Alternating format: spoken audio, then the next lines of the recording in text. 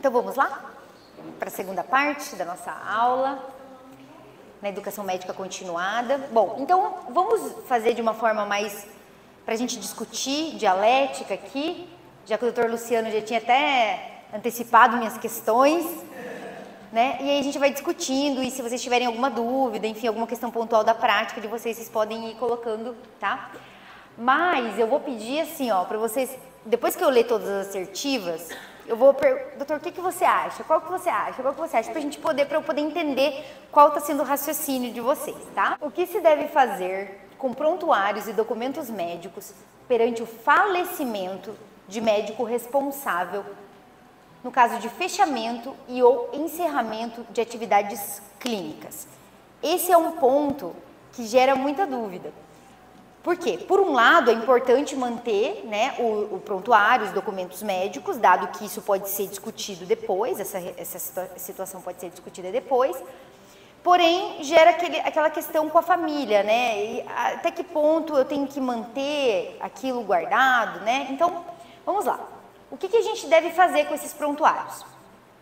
Se o médico faleceu, ou se o hospital, a instituição, enfim, fechou, ou se encerraram-se as atividades clínicas, ou se aquele médico se aposenta, por exemplo.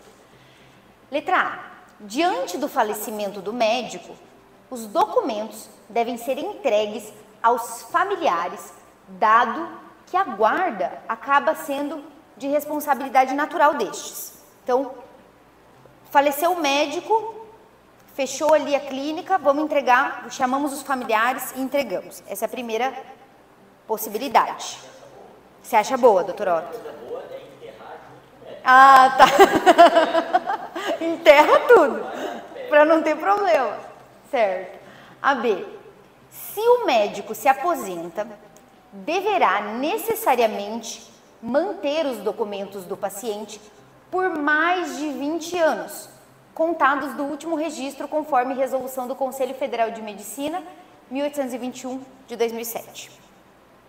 Então, o médico faleceu, encerrou as atividades, permanece ali os prontuários guardados, 20 anos do último registro, porque o Conselho sim determina. Esta é a segunda assertiva. Letra C.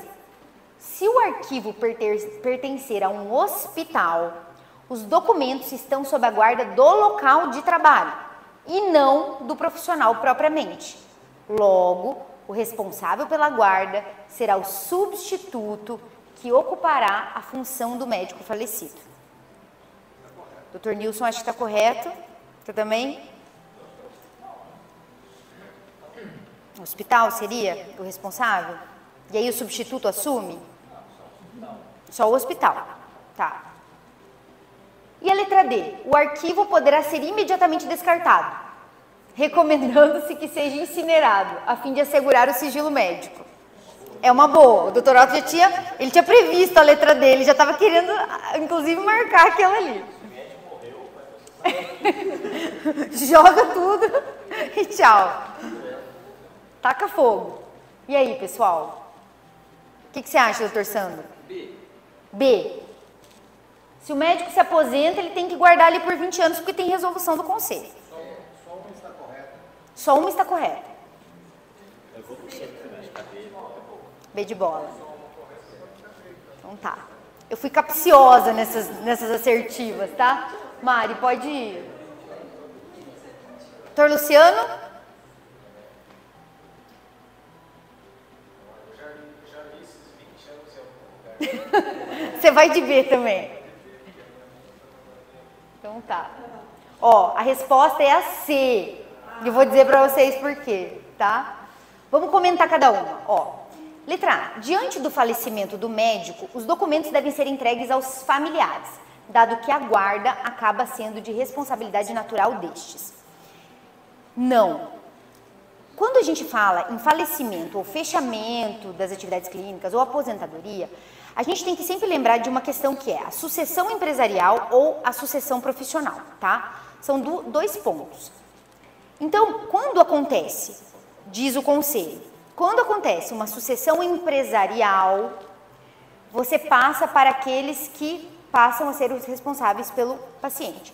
Se ocorre uma sucessão profissional, por exemplo, Dr. Luciano, ortopedista, que atende na instituição X. Ele vai se desvincular, ele pede a exoneração dele, ele vai fazer teleinterconsulta a partir de agora. Não vai mais querer fazer estar no serviço público. O que acontece?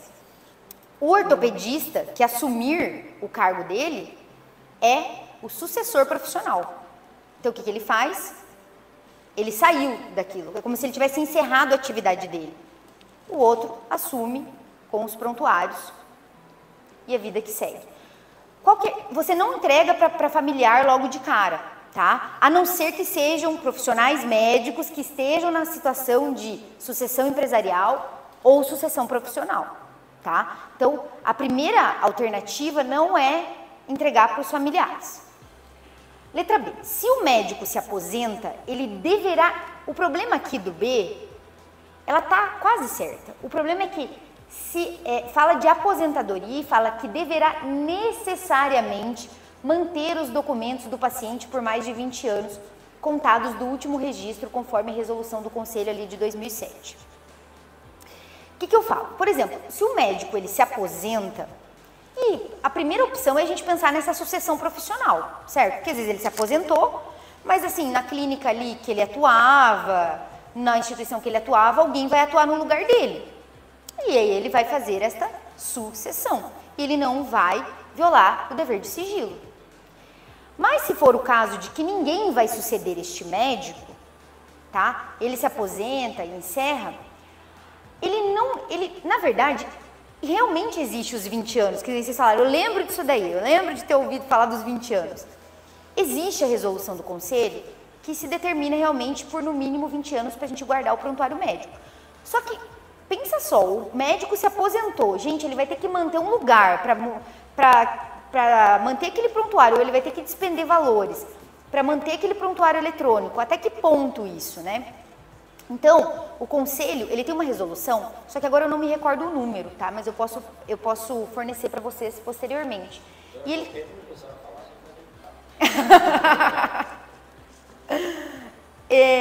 o conselho, ele traz o seguinte, ele diz assim, ó, o médico se aposentou, ele pode fazer o seguinte, ele pode publicar num jornal de circulação da cidade, por 2 vezes, para dizer que ele está encerrando as suas atividades e para que os pacientes tenham a oportunidade de vir e pegar o prontuário, tá? Isso é possível de se fazer.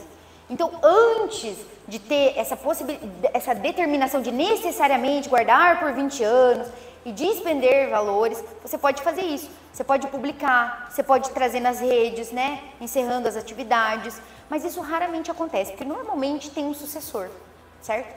Mas então, por isso, pelo necessariamente ali que ela não é completamente correta, essa questão. A letra C. Se o arquivo pertencer a um hospital, os documentos estão sob a guarda do local de trabalho e não do profissional propriamente.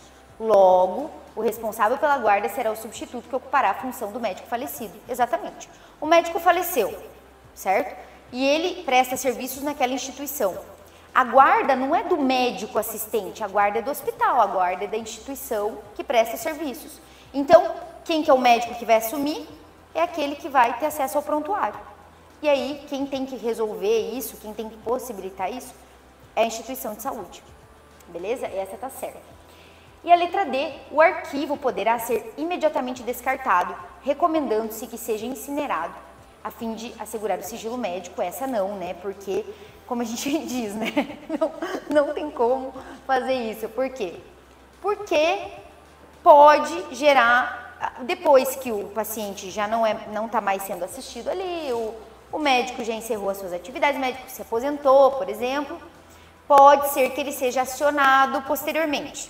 E aí, se não tiver prontuário, é um problema, né?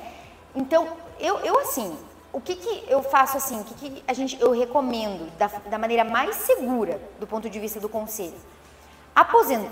Se aposentou e não tem sucessor, que é difícil, digitaliza tudo, assina tudo eletronicamente, transforma em prontuário eletrônico e guarda. Guarda pelos 20 anos. Guarda. Porque se acontecer alguma questão, tá ali, tá registrado, tem autenticidade, né? E se houver a sucessão, segue o curso normal, tá? Isso tem custo, né? Pra você manter o prontuário eletrônico. Tem o custo. Por isso que eu disse, doutor, o que dá para fazer, né? Que seria, aposentou.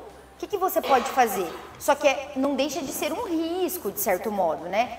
Você vai lá e publica no jornal, você publica, deixa público que você está encerrando suas atividades. Se os pacientes quiserem pegar o prontuário, você entrega, beleza.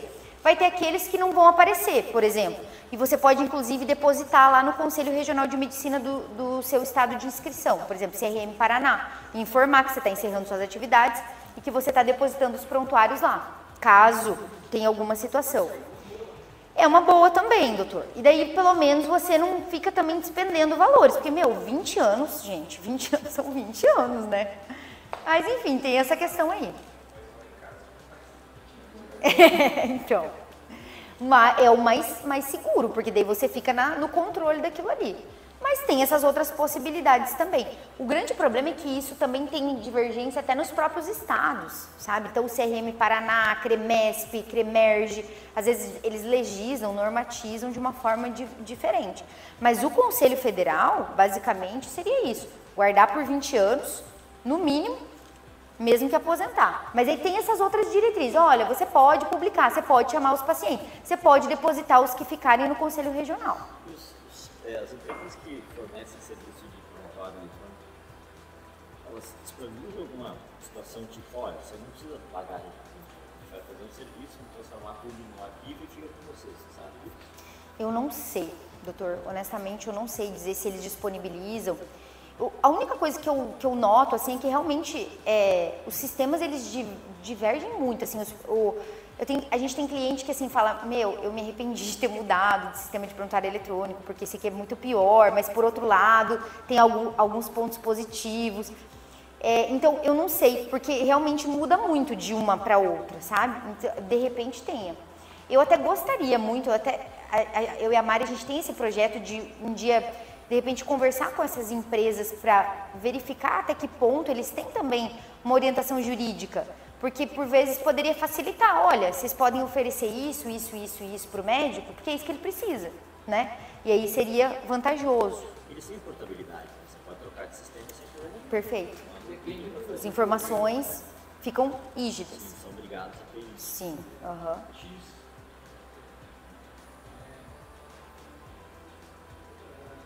Esse negócio de portabilidade dos documentos, mas depende do programa.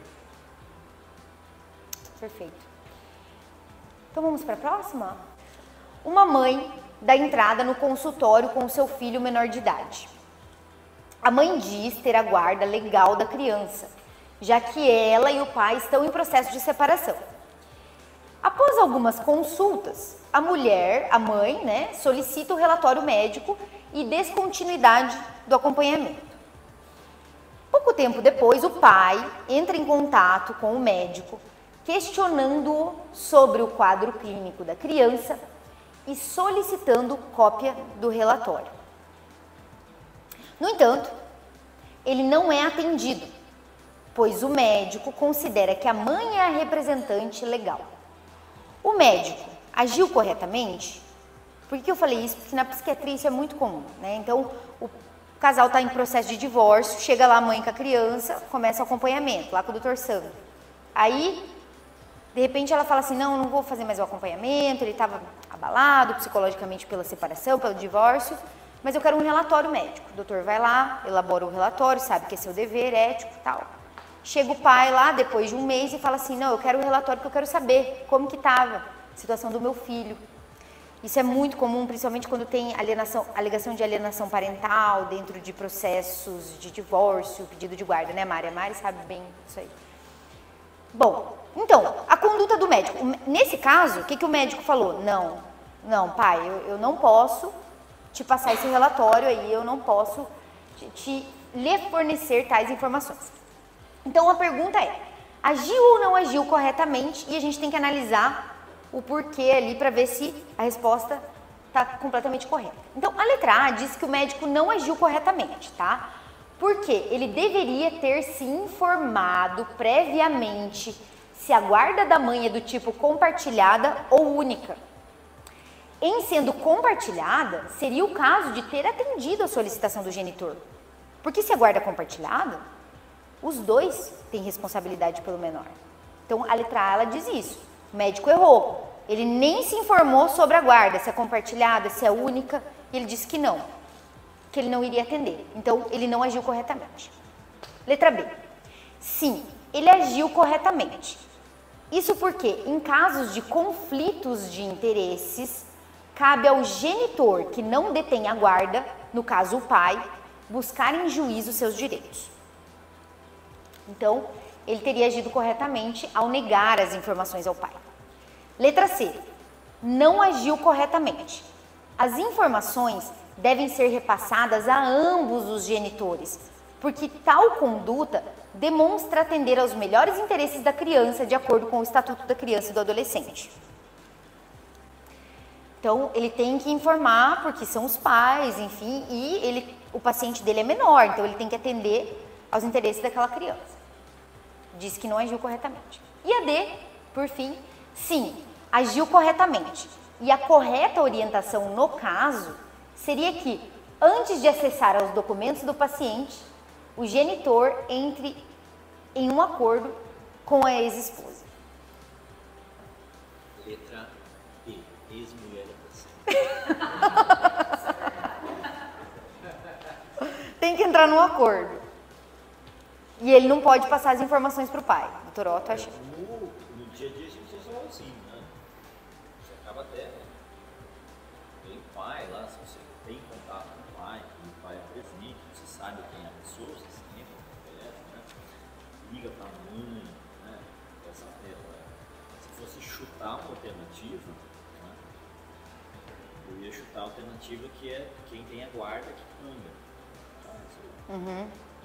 Eu ficaria com a C. Com a C, doutor. Ele não agiu, as informações têm que ser passadas para ambos, pelo interesse da criança, pelo ECA. Certo. C, doutora Fabiane? C. Eu acho que é a B, a não ser que o médico veja que a mãe está agindo inadequadamente. Então aí o médico pode agir de acordo com o interesse da criança. Né? Perfeito. Tem uma ressalva assim, né? Se a criança começar a relatar muito isso, coisa e tal, tem que colocar, segundo a criança relata, né? Perfeito. Porque você não pode falar, o pai está fazendo isso. Você não sabe se o pai está fazendo a alienação parental, ou a mãe está fazendo a alienação parental. Ou se a criança foi instruída pela mãe, né? Então eu deixo bem claro, segundo a criança relata tal situação. The little Janho says, Então, my father. Então, né, se o pai quiser ter acesso a essa informação, tá lá, segundo a criança. Perfeito. Isso que o doutor Sandro falou é o relato minucioso em prontuário, perfeito.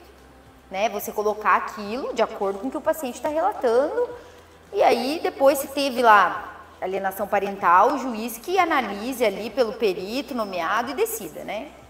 Mas a questão do sigilo, então o doutor Nilson foi de B de bola. Então tá, vamos lá, Mari. Qual que é? Doutor Nilson gabaritou a questão. Doutor Nilson CDF. Olha só, e eu vou explicar para vocês por quê. Por que a letra A está incorreta? Não agiu corretamente. Já começa por aí. Que na verdade ele agiu corretamente, né? Mas não agiu corretamente porque deveria ter se informado previamente se a guarda da mãe é do tipo compartilhada ou única. Em sendo compartilhada, seria o caso de ter atendido a solicitação do genitor. Por que ela está errada? Porque o médico, ele vai repassar as informações para o acompanhante do paciente. Então, aquele acompanhante, ele vai se dizer representante legal e a partir daquele momento, quando cabível, claro, porque ele tem um sigilo com o seu paciente, mas quando cabível, né, ele vai repassar as informações. Como, por exemplo, nesse caso, a mãe foi lá, a mãe acompanhava sempre o menor, pediu o relatório, foi emitido o relatório. Né, com não todas as informações que foram repassadas, mas informações pertinentes ali para a finalidade. O médico não tem dever e nem tem como ele ficar mas você é representante legal, mas você tem a guarda única, é única ou compartilhada? É provisória ou definitiva? Traga a minha decisão judicial. Não tem cabimento isso, né? Então, não seria a letra A. A letra B, sim, agiu corretamente. Isso porque, em caso de conflito de interesses, cabe ao genitor que não detém a guarda, no caso o pai, buscar em juízo seus direitos. Então, o que vocês teriam que dizer neste caso? Chegou o pai, vocês têm que chamar ele e dizer assim, olha, infelizmente eu não posso emitir esse relatório, eu não posso lhe repassar qualquer tipo de informação, porque eu tenho o dever de sigilo, tá? Eu tenho o dever de sigilo e no caso, em se tratando de menor, o acompanhante deste menor foi a mãe. Então, ela, aos meus olhos, como profissional, é representante legal dele. Então, senhor fulano, se o senhor quiser ter acesso aos documentos aqui médicos do seu filho, o senhor peça em juízo, né? É possível que o senhor fala lá com o seu advogado, peça em juízo, para que aí eu repasse os documentos por ordem judicial, para que o perito analise, enfim, para que isso produza prova. Esse é o ideal, essa é a conduta ideal, tá? Letra C, não agiu corretamente. As informações devem ser repassadas a ambos os genitores, porque tal conduta demonstra atender aos melhores interesses da criança, de acordo com o Estatuto da Criança e do Adolescente. Ela parece certa, doutor Sandro, porque ela não está, a princípio, ela não está completamente errada. Por que ela está errada? Porque ela não está adequada ao caso que foi dito lá em cima, porque tem um conflito de interesses ali. Se fossem pais que não estão em um processo de divórcio, enfim, que não há um conflito de interesses, sim, em determinadas circunstâncias, as informações seriam repassadas a ambos os genitores, né, quando aquilo fosse cabível. Por exemplo, se você nota que aquele menor está com risco iminente de cometer um suicídio, por exemplo, pelo princípio da beneficência, você tem que relatar, fazer o aviso para os pais, para os representantes. Porque imagina, se você não fala, né, aquilo pode acarretar o óbito do seu paciente. Então, se fosse uma situação normal, em que não tem um conflito, aos dois. Mas quem vier e disser que é o representante, você passa as informações. Para o outro, se você notar que tem conflito de interesses, você orienta que peça judicialmente, tá?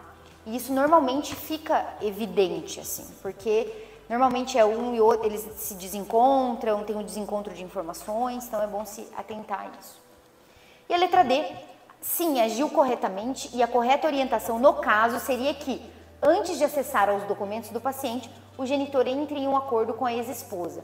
Na verdade, o conflito de interesses, se há um acordo com a ex-esposa ou não, se eles estão em um divórcio litigioso ou consensual, se essas questões que são atinentes ao próprio casal, isso não está na esfera do médico. O que ele tem que se atentar? Nesse caso, se sobressai o interesse do menor. Então, não é a correta orientação.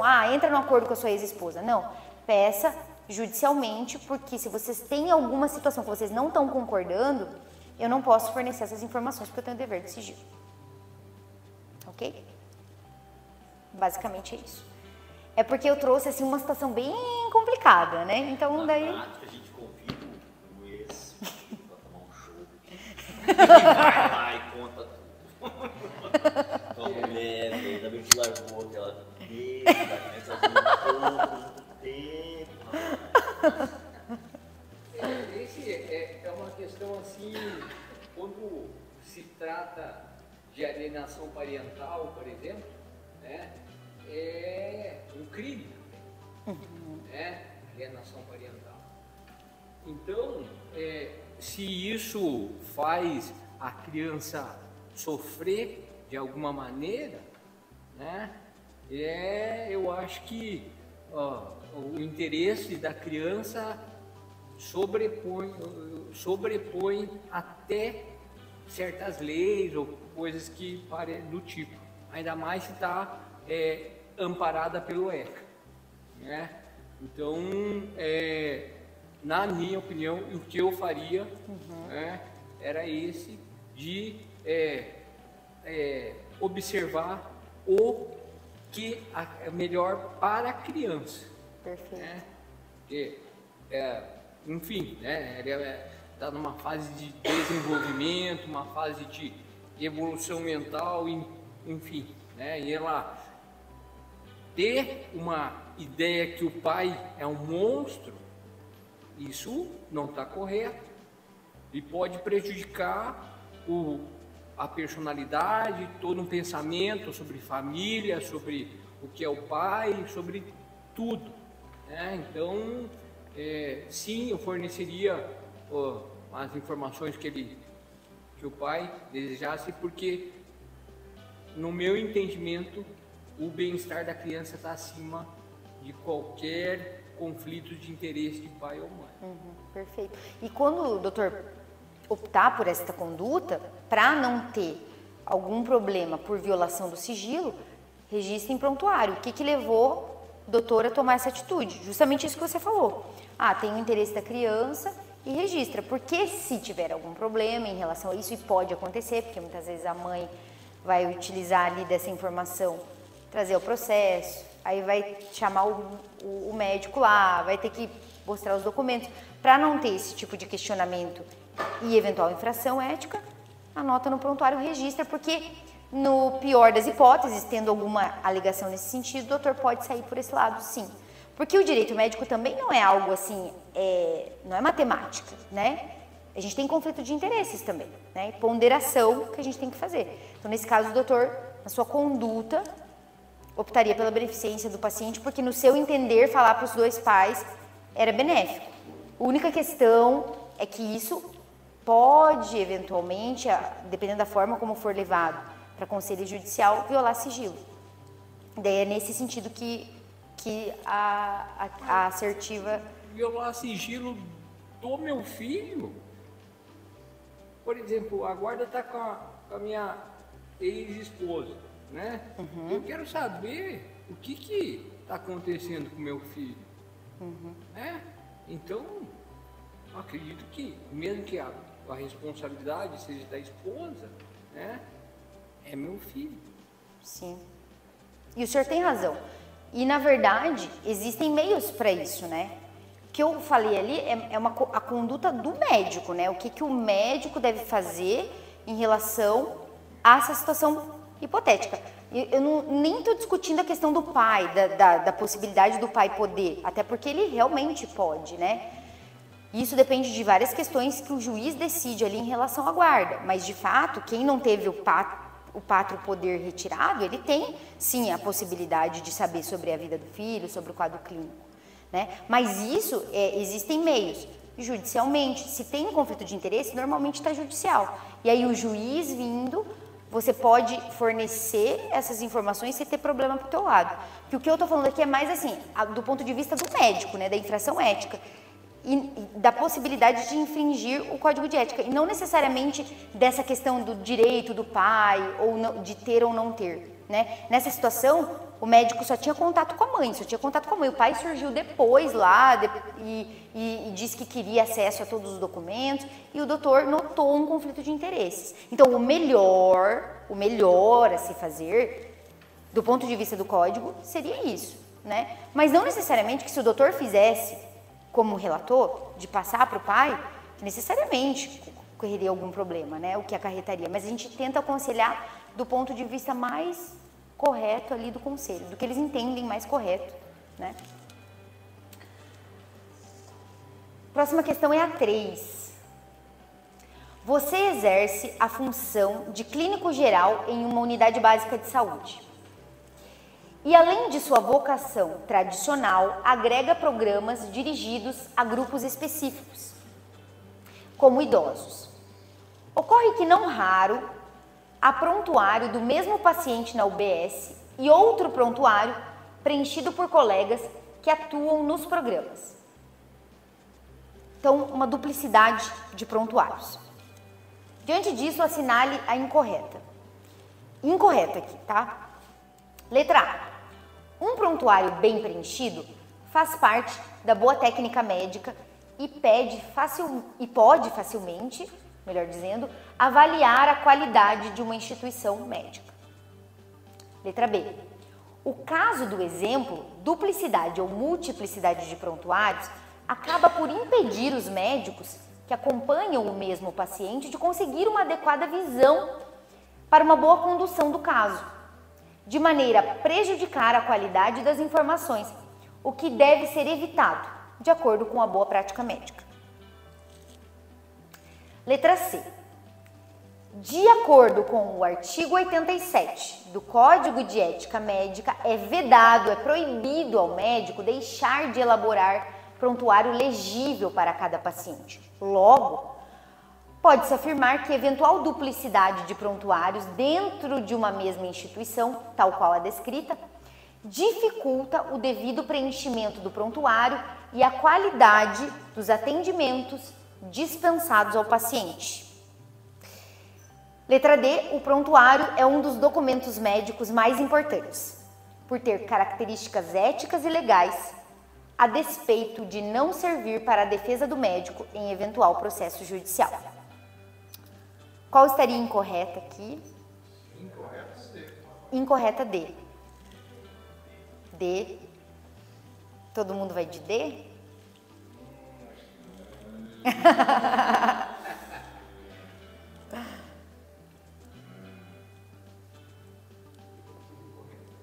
Incorreta, isso.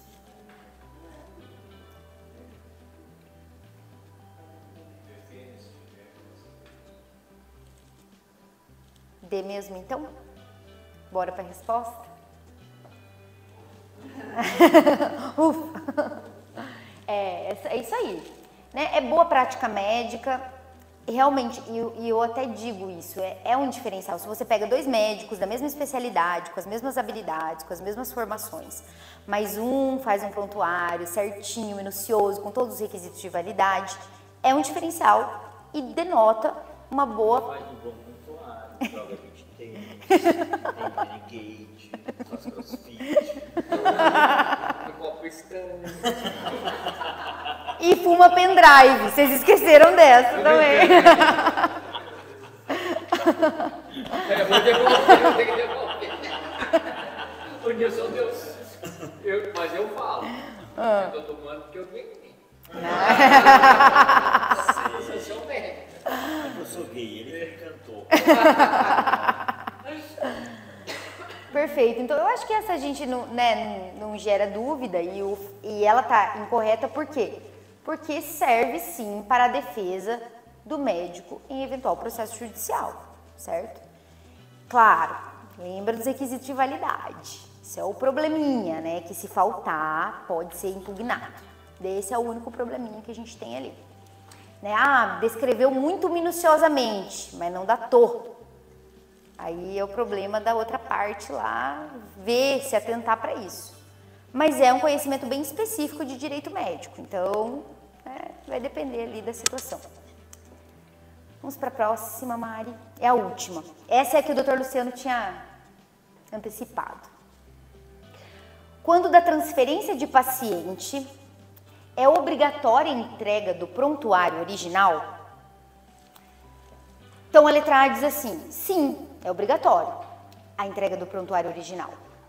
Pode-se supor que, se o paciente concorda com a sua transferência, é de se admitir que também autorize a entrega do prontuário original. Letra B, sim. Sim, é obrigatória a entrega, porque de acordo com o artigo 86 do Código de Ética Médica, é vedado, proibido ao médico, deixar de fornecer laudo ao paciente ou a seu representante legal, quando aquele for encaminhado ou transferido para a continuação do tratamento ou em caso de solicitação de alta, chamada alta a pedido. Logo, deve entregar o prontuário original do paciente. Letra C. Não é obrigatória essa entrega. Não há exigência da entrega do prontuário original, dado que a Resolução 1672 do Conselho Federal de Medicina, que dispõe sobre o transporte interhospitalar, especifica que todo paciente removido deve ser acompanhado por relatório completo, o qual deve ser assinado também pelo médico receptor. E a letra D é não é obrigatória a entrega do prontuário. De acordo com a Resolução 1638 do Conselho, o prontuário médico é documento único, constituído de um conjunto de informações, sinais e imagens registradas, geradas a partir de fatos, acontecimentos e situações sobre a saúde do paciente e, por ser sigiloso, não deverá ser entregue em caso de transferência. Qual a correta? C. Doutor Luciano, C também? Acho que assim, porque assim, quando o paciente é transferido, aqui em Toledo, ele tem funções virtuais. Beleza, já aconteceu. Aí eu não tenho Mais frequente é estar no Einstein que ir para Toledo. Quero ir pro Einstein, que lá é melhor.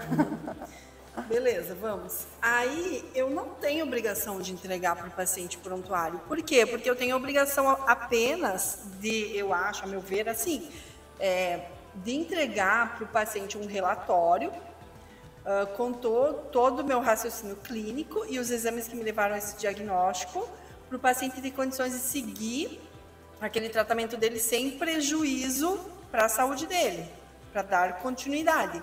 Agora, eu entregar o prontuário com as minhas evoluções, dizendo que o familiar era maior chato, que ficava reclamando de tudo, que ficava enchendo o saco, ligando de madrugada, eu não posso entregar isso para o paciente, isso vai me prejudicar. Mas eu relatei, né? Então, assim, eu não vou entregar, eu vou estar me prejudicando, entregando o meu prontuário, as minhas evoluções? Não pode. Eu acho, a meu ver, que não. Agora, sim, o que eu acho que tem que prezar é o benefício pro paciente, da saúde do paciente. Então, eu vou entregar um relatório dizendo qual que foi o meu diagnóstico, as minhas hipóteses, o resultado dos exames que eu pedi.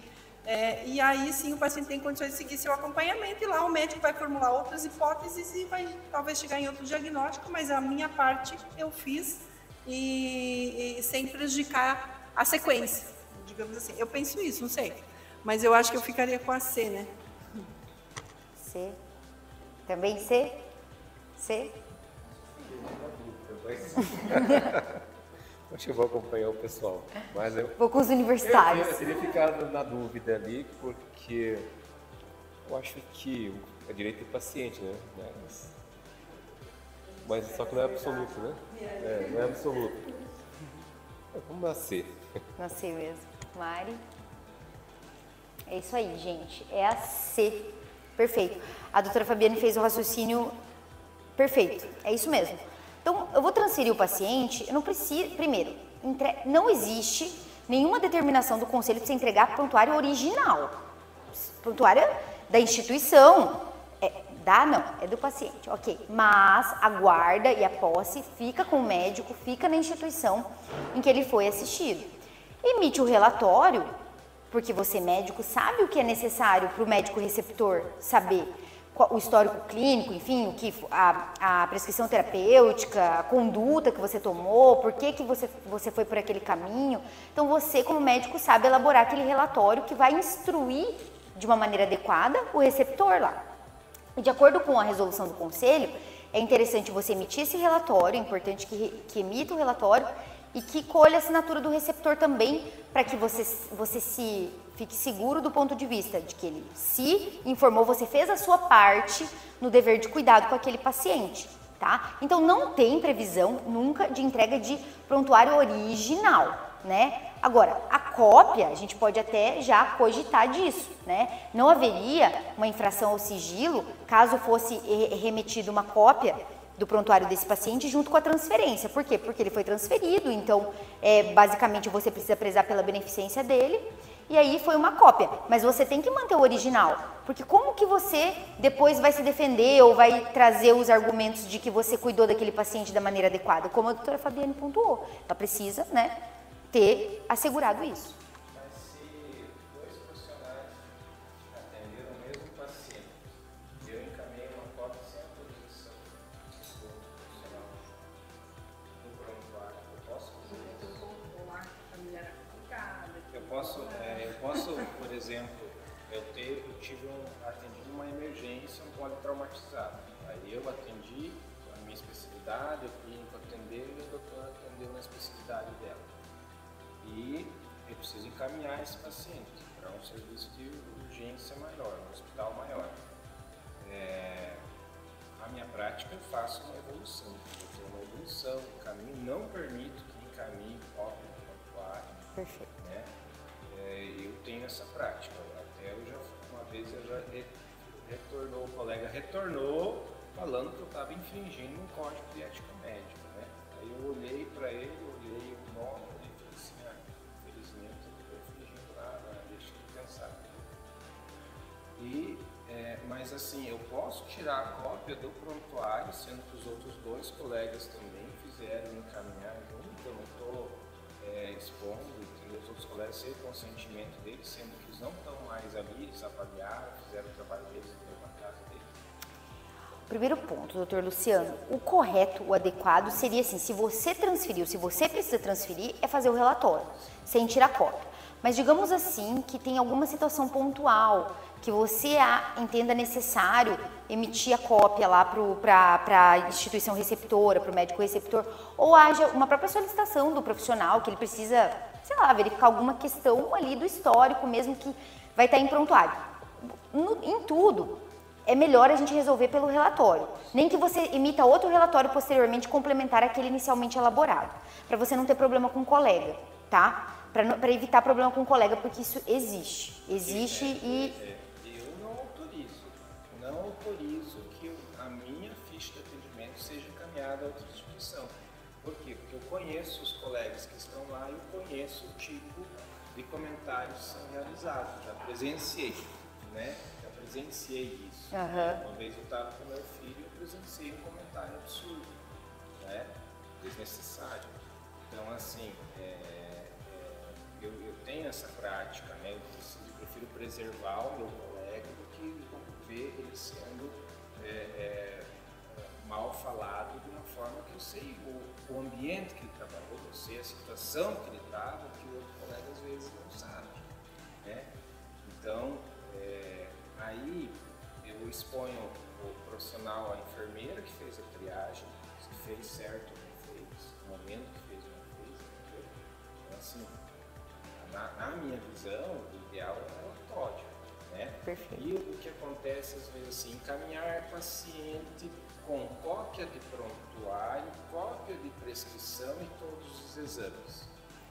A prescrição em si é importante, mas se eu fizer um relatório e colocar realizada analgesia, como tal, não sei o que, tal horário, não sei o que, bem descrito, igual a doutora falou, não tem necessidade de encaminhar a cópia da prescrição, que é um documento da instituição. Eu não sei se essa visão minha está certa, porque eu sempre bati de frente, entendeu? Com isso. Inclusive, eu bato de frente e falo, não vou encaminhar, não vou fazer isso daí, porque isso, na minha visão, é errado. Entendeu? Você expor, porque ali na prescrição, a evolução tem a minha evolução, a evolução da doutora, a evolução do técnico de enfermagem, que às vezes faz um errinho de português e aí já é massacrado, porque escreveu uma palavra errada. Se eu sei que aquela pessoa lá é extremamente competente. Sim, a maldade existe, fato. Eu acho assim que o prontuário é do paciente. Se o paciente pedir a cópia do prontuário, vai vir com tudo. Vai vir até com a piadinha. Na transferência. Na transferência, não. Transferência. Não, mas só assim, comentando, tudo que a gente escreve no prontuário, a gente tem que ter ciência que isso pode vir a público, né? Porque o prontuário é do paciente e ele tem direito, né, legal de saber tudo que está escrito no prontuário. Então a gente eu acho que é interessante isso, foi comentado, às vezes a gente comentar no prontuário, escrever alguma atitude do paciente, o paciente estava ríspido, estava agressivo, né? Para dar entendimento no futuro de saber como foi aquela consulta, como estava o ambiente. Mas tudo que está lá é uma coisa que o paciente tem direito a saber se ele tiver interesse. Mas na transferência não. Na transferência, a não ser que o paciente peça o prontuário, fala, doutor, eu quero o prontuário, ou não precisa nem pedir para o médico, pode pedir para a instituição. Eu quero prontuário porque eu estou me mudando e quero levar meu prontuário. Eu vou continuar meu tratamento em outra instituição e quero levar meu prontuário. Aí vai tudo. Perfeito. Mas aí é um caso de uma transferência. Que, assim, eu algumas vezes já fiz esses relatórios para paciente que se mudou daqui, por exemplo, para outra cidade, para Curitiba, etc. Aí eu, mesmo que seja mais assim trabalhoso para a gente, é mais fácil pegar e imprimir, né? Entregar e se livrar dessa demanda. Mas eu acho que assim, mesmo sendo mais trabalhoso, ainda é melhor a gente fazer o nosso relatório. Porque isso é uma coisa mais pessoal, você vai estar relatando esse teu cuidado pro colega. O colega vai olhar e vai dizer, nossa, o doutor aqui caprichou aqui, sabe do que tá, né? Fez todo o segmento do paciente, de tal data até tal data. E assim, facilita até pro colega, porque o colega não vai folhear as folhas, vai dizer, meu Deus, mas esse negócio aqui, o que eu vou olhar isso aqui? Então ele vai, o relatório tem um resumão ali, para todo mundo facilita a vida. E o que o paciente gosta? Ele gosta de exame. Então se você faz um relatório, entrega uma tomografia, uma ressonância, lá os exames de imagem, para ele tá ótimo, aquilo ali fechou. Então assim, para ele vai estar tudo ali. Ah, mas eu não sei se está tudo ali. Bom, um dia quem sabe ele vai pedir, ah não, mas faltou aquele dia, aquela consulta não está aqui, né? Nunca isso vai acontecer. Então, assim, o paciente quer exame, eles gostam de exame, né? Ter o exame na mão. Então, assim, eu quando tem transferências, eu vejo que a necessidade é essa, assim, da gente fazer o relatório, pôr as nossas hipóteses, o nosso diagnóstico, e entregar o exame de imagem para o paciente levar. Ah, mas pelo menos, então, acesso pela internet, né? Para daí o colega de lá tirar as conclusões dele em cima do mesmo exame que eu vi, né? Porque aí é uma coisa objetiva, não é uma coisa subjetiva. Eu acho que é isso que precisa. Perfeito. É isso aí, perfeito. É esse raciocínio. Priorizar o relatório em caso de transferência, por quê? Primeiro ponto que vocês suscitaram que foi perfeito, é isso aí. Demonstra um cuidado maior. Você assumiu a responsabilidade de elaborar o relatório, porque você transferiu. Então, assim, teve outros médicos que assistiram aquele paciente, mas você teve a preocupação, você parou para olhar quem cuidou, quem que fez a hipótese, quem chegou ao diagnóstico, quem que solicitou o exame. Então, né, no relatório... assistente, né? Isso, o médico assistente. Perfeito, é isso aí. E aí você coloca as informações que você entende importantes, necessárias, pertinentes, para que o receptor dê continuidade. Porque lembra que o objetivo é esse mesmo.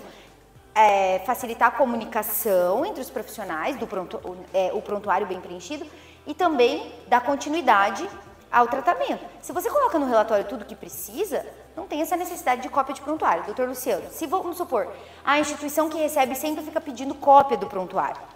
Elabora um relatório bem feito, tal, com as informações necessárias, e invoca a resolução do Conselho Federal de Medicina e diz, deixo de juntar a cópia, porque conforme a resolução do Conselho Federal de Medicina, a necessidade está adstrita ao envio de um relatório, cujo documento eu assino e solicito a assinatura, a subscrição do médico receptor. Pronto. Aí eles têm resolução, então eles vão o quê? Contra a resolução? Né? Então, às vezes vai, né? Mas assim, você fez tua parte de tentar fazer, porque às vezes não sabe, é desconhecimento. Aí, de repente, o médico vai lá e suscita, eles vão lá procurar e falar, realmente, não precisa ficar pedindo cópia de prontuário, com o relatório já consegue aqui resolver. E diferente do que o Dr. Nilson pontuou realmente, que daí é do paciente. Aí se o paciente pede a cópia, tem que fornecer. Por isso tem que ter muito cuidado com o que vai colocar no prontuário. E o doutor colocou isso muito claro, né? Então assim, se tem uma conduta ali, ele tá ríspido, grosseiro, você tá vendo que tá tendo uma polarização, coloca no prontuário. Mas tente não colocar ainda que passe pela sua cabeça questões vexatórias, questões que podem macular a honra, a imagem, porque ele pode pedir o prontuário, você vai ter que fornecer. E aí pode ser um problema, né? Pode ser um problema. Ainda que seja sigiloso, queira ou não, você colocou uma questão ali, né, do seu paciente. E aí pode gerar um problema no futuro. Outro ponto que eu lembrei aqui agora, só pra gente finalizar já, é questão de, você falou assim, tem colegas que não gostam, que, né, não querem, que enviem. Mas vamos supor que você teve uma situação ali, não aceitaram o teu relatório e você teve que mandar a cópia do prontuário. O colega não pode vir contra você, nem reclamar qualquer coisa, porque não é dele o prontuário é do paciente. Você tem que falar assim, olha, infelizmente, colega, o prontuário é do paciente, eu tentei enviar um relatório, que eu também não gosto de enviar cópia de prontuário, não acho que é o mais adequado, tem resolução do conselho que determina, mas a instituição receptora ficou batendo o pé, né? Porque o ideal era os jurídicos ali se acertarem, mas como a gente sabe que o mundo não é cor-de-rosa, isso pode acontecer. Aí você fala, olha, infelizmente, eu tive que enviar a cópia e eu não violo nenhum tipo de dispositivo do Código de Ética, porque nem é a gente que tem o dever de guarda, é a instituição a qual a gente está vinculado. É a instituição, Não foi você, a instituição que enviou a cópia do prontuário. Tira teu da reta e explica isso aí, entendeu? Nos prontuários, eu já vi casos de, por exemplo, quando o médico passa para o outro, eu já vi casos de médicos fazerem brincadeiras com as condutas dos colegas e escreverem no prontuário. Infelizmente, esse aí vai responder, né? Esse aí não tem, deixou até registrado. Tem, gente, acontece. Aí coloca lá, né, tipo, sei lá, solicitou tal exame, tipo, o que tem a ver com isso aqui, né? Sei lá, uma linguagem mais técnica. E aí, né, fazendo uma brincadeira com a conduta do colega. Respondeu e ardeu no bolso, obviamente, né, porque, mas prontuário é sigiloso, só os médicos que têm acesso ali, não importa, você nunca pode ridicularizar a conduta do seu colega. Você pode discordar dele, você pode achar ele um profissional lixo do ponto de vista técnico, mas você nunca vai poder fazer isso, né, e não seja burro, né, de colocar isso no prontuário, gente, pelo amor de Deus. Mas acontece e muito. E eu não sei se as pessoas pensam que não vai dar nada, que acha que é melhor ficar cutucando o colega ali, né, que acha que isso é o maior troféu, mas acaba dando moral aí e, né, ainda mais se forem vários ali que pegaram o prontuário, né, aí muito mais que isso pode acarretar numa responsabilização.